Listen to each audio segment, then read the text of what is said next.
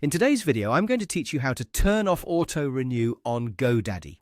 If you want to stop a product or service from renewing automatically in your GoDaddy account, the process is very straightforward. I'll walk you through it slowly so it's easy to follow. And by the end, you'll know exactly where to go to manage your subscription settings.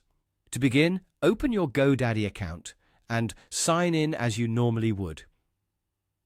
Make sure you're logged into the correct account, especially if you manage more than one website, domain, or service.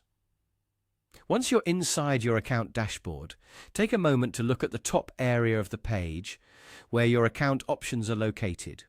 From there, click on your profile. This is the section that gives you access to your account-related settings and billing options.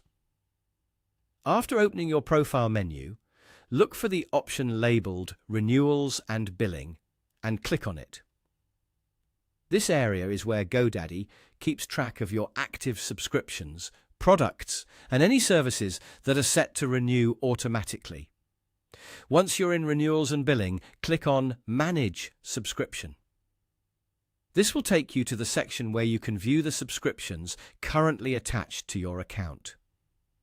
Here you'll be able to see what products or services you have, which is helpful if you want to confirm exactly what is set to renew.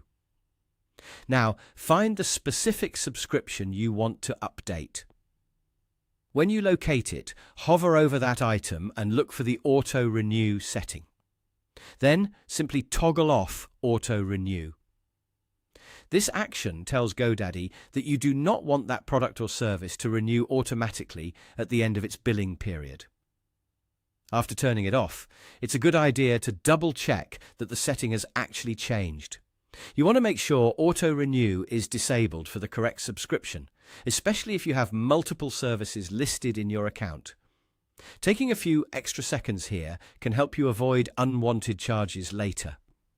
And that's it. That's how to turn off Auto Renew on GoDaddy. It's a quick process once you know where the setting is, and it can help you stay in control of your subscriptions and billing preferences.